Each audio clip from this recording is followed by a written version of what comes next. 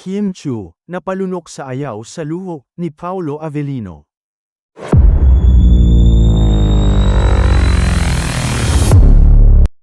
Hindi na itago sa Kim Pao supporters ang reaksyon ni Kim Chu sa naging pahayag ni Paolo Avellino sa isang panayam kamakailan.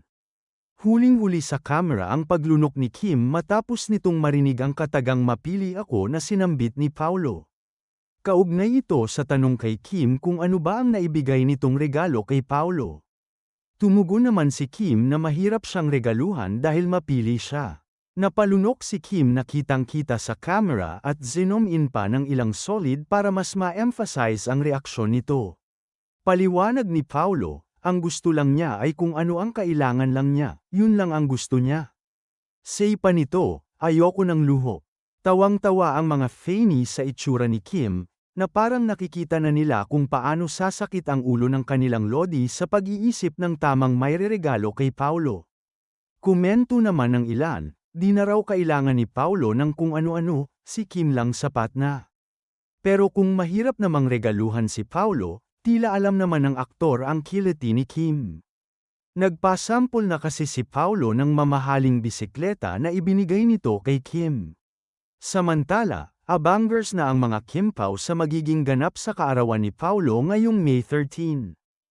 Hindi rin mahilig si Paolo sa party lalo't hindi na ito umiinom ng alak. Dalulo ng mga fanny, magkasama sana sina Kim at Paolo sa isang dinner date o di kaya ay out-of-town vacation. Anyway, nagpa-Thanksgiving na ang Star Cinema dahil isang certified box office hit ang pelikulang My Love Will Make You Disappear na pinagbibidahan nina Kim Chu at Paolo Avellino.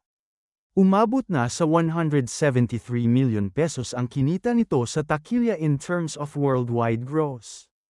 Malaking bagay rin na suportado ang rom-com ng Kefanian na nag-sponsor ng block screenings nito kaya masasabing resounding success ito.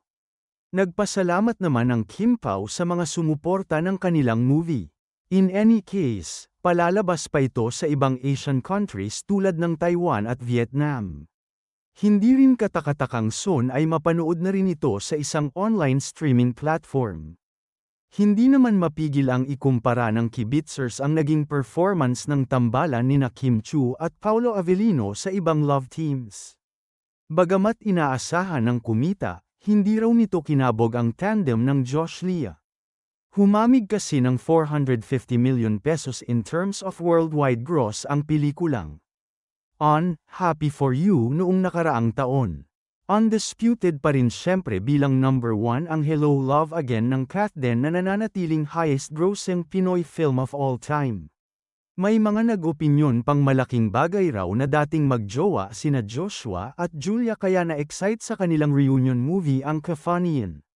Sa kaso naman ng Kim Pao, na curious naman ang madlang people sa kanilang real at real-life romance. Abangers na rin syempre ang kanilang followers sa next teleseryeng gagawin nila.